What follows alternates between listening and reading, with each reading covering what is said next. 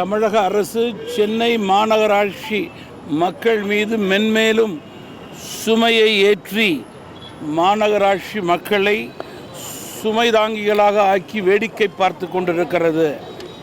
தொழில் வரியை மாநகராட்சி நிர்வாகம் 35% உயர்த்தியதால் பொதுமக்கள் மத்தியிலே மிகுந்த கவலை ஏற்பட்டிருக்கிறது. சிறு வணிகம், நடுத்தர வணிகம் மற்றும் பெரிய வணிகம் என்ற அளவிலே பன்மடங்காக தொழில் வரி உயர்ந்திருக்கிறது. இது அனைத்து தரப்பினரையும் பாதிக்கின்றது. இதனை உடனடியாக தமிழக அரசு திரும்ப பெற வேண்டும்.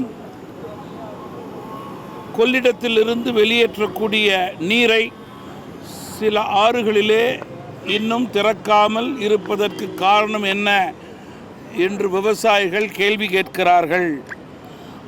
ஆறுகளில் மணல் அள்ளுவதற்காக தண்ணீர் விடவில்லையா என்ற சந்தேகம் விவசாயிகளிடம் எழுந்துள்ளது.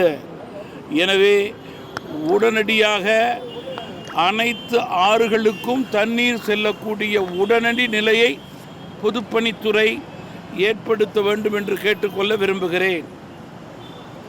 திருச்சி கொள்ளிடம் பாலத்திற்கீழ் மண்ணரிப்பு ஏற்படாமல் கட்டப்பட்ட தடுப்பணை உடைந்துள்ளது என்பதுதான் முக்கிய செய்தியாக இருக்கிறது.